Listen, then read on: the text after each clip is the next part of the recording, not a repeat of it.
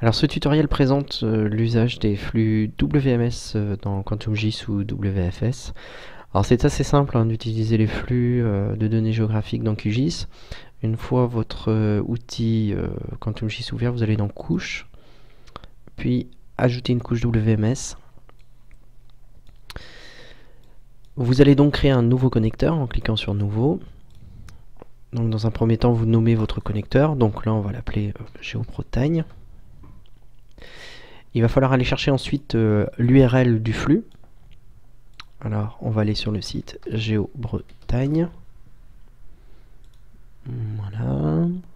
Alors, c'est relativement bien fait puisque sur la page principale en bas à droite, vous avez WMS, WFS. Alors, bien évidemment, ne cliquez pas sur le WMS, il ne va rien se passer. Vous allez avoir un chargement complètement obscur qui va vous être proposé. Le WMS, son intérêt, c'est plutôt de copier, bien évidemment, l'URL.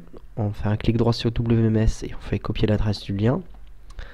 Puis on retourne en QGIS et on colle à l'endroit de l'URL. Et on valide. Ensuite, on retrouve notre connexion GeoBretagne. On fait connexion.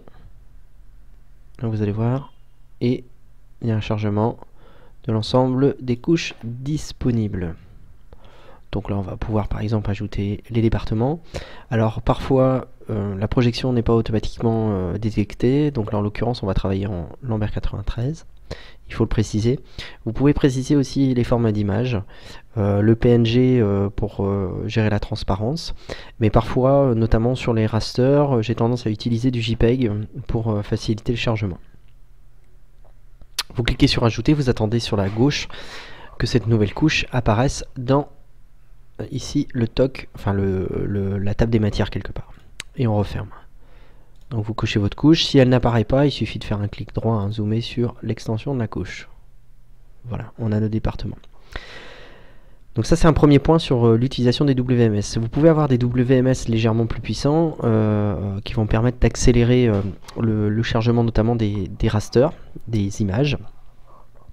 Et donc là actuellement sur QGIS on peut très facilement utiliser du WMSC ou alors du pseudo WMS. On va copier l'adresse du lien.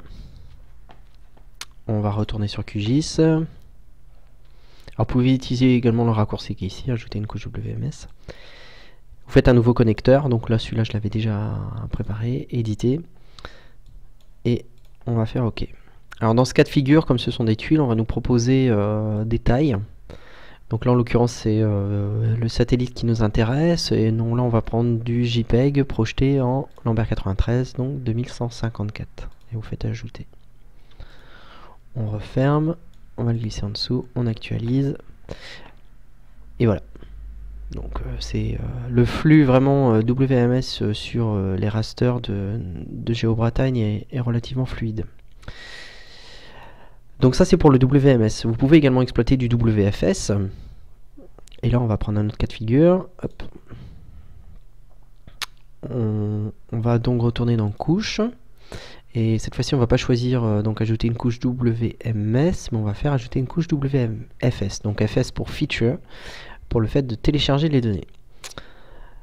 Donc nous allons nous diriger là sur le portail SIG du pays de Guingamp. Portail SIG pays de Guingamp.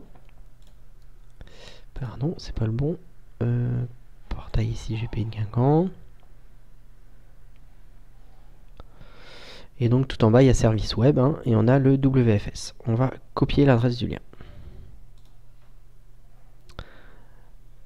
On va faire un nouveau connecteur et on va mettre pays de Guingamp. Hop.